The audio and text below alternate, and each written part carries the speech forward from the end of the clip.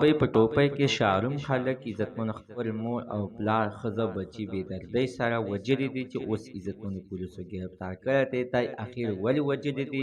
د مور او پلار داسې څه کومه داسې غټه ګناه کړې وه چې دغه زوی ظالم ولګېدلو. او راځئ مینهوالو تاسو موږ سره په دې ویډیو کې کتلی شئ. د دې ویډیو نه مخکې اړول زه تاسو ته دا یادګینه وکړم تاسو کو چینل زموږ په دې سوپر کلیک چینل کې نوي وئ چینل هم نوي سبسکرایب کړئ. مهرباني وکړئ تاسو زموږ د سوپر کلیک چینل د سره سبسکرایب کړئ خوا کې ورسره ګټلی نشته چې هره یوه نوې معلوماتي ویډیو تاسو ته په اسانۍ باندې درو.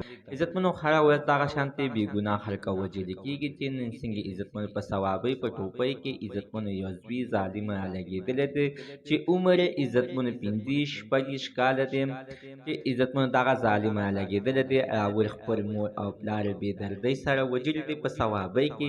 د هغې نه بعد بیا عزتمنو خپله ښځه یې نوښار ته راوستې ده چې په نوښار کې عزتمنو په خپلې ښځې باندې راایښې دي او دغه ظالم عزتمنو لګېدلی دی. خپله ښځه او بچي خو بې دردۍ سره وژلي دي چې د دې اف.آی.آر به عزتمنو په صوابۍ په ټوپۍ په تانه کې درج شوی و او په 24 ګنټو کې دننه عزتمنو دغه قاتل ظالم ګرفتار شولو چې د هغه د خولې خبره دغه ده چې دغه مور او پلار به سره روزانه جنګ جګړې کولې او زما دماغو کار نه دی کړی. زه یو نشهیي وم، کار روزګار راته نه میلاوېدلو، د بېروزګارۍ نه ډېر سخت تنګ راغلم. زه مجبوره شوم چې مور او پلار مې بې دردۍ سره ووژل. د هغې نه بعد مې بیا سوچ وکړو چې اوس خو مې دوی خو مې مړ کړي او زه به څه کوم. ښه دا ده چې راشئ زه به راسې به جیل ته ځم، ښځه او بچي به مې او در په در باندې به یعنې ګرځي. چې دا ښځه بچي مې سته مړ کړه نو ټول عمر به په جیل کې تېر کړي. عزتمنو د هغې نه بعد بیا دې ظالم چې دی نو په خپله ځان پولیسو ته حواله کړی دی او ویل دی چې ما دغه ظلم زیاتی کړی دی. عزتمنو الله تعالی دې نو مسلمان د داسې حادثې نه وساتي، ځکه عزتمنو چې ورځ ورځ دغه شانته ډېرې حادثې کېږي. مینهوالو زموږ د دې ویډیو مقصد همدا دی چې خپل ماشومان